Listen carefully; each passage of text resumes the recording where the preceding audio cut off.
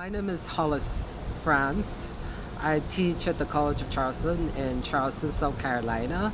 I was born in Guyana, and my research that I do is um, done based primarily in Guyana, in the North Rupununi of Guyana, and the two communities that I've worked very closely with are the Waweta Women's Cassava Agro Processing Enterprise, and just started working with the Surama Ecotourism Enterprise.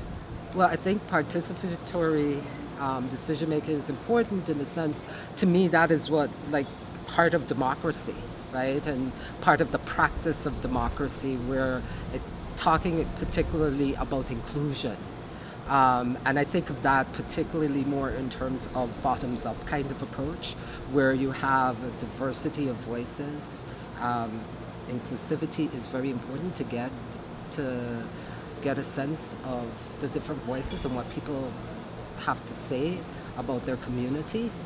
I think because we don't want to exclude, because when we exclude, to me, that's when we create venues for inequality and injustice. So I think one of the best ways of thinking about the kind of the liberating ways, or what I've been talking about, liberating ontologies, is thinking about the community and thinking about community good, and trying to disincentivize this whole idea of individualism, right? So when it is within a community that, through economic resources, that some people are able to, build fancy houses, whilst the other people, to me, again, that creates in terms of disparity.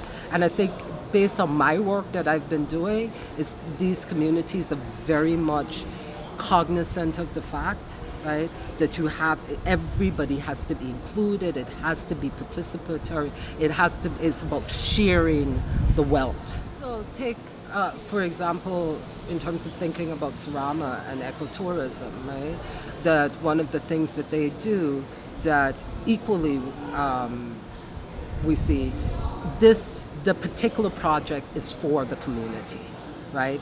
And making sure that everyone in the community can benefit. So one of the ways we see is that people who work directly within the ecotourism or the eco lodge, so you'll have guides, you'll have the managers, you have cooks, and then indirectly from the community. So some people might provide in terms of cultural, like storytelling, taking folks around on nature walks to show them the medicinal use of particular plants, right? So it's engaging and involving. Everybody benefits from this particular enterprise that they've decided to engage in.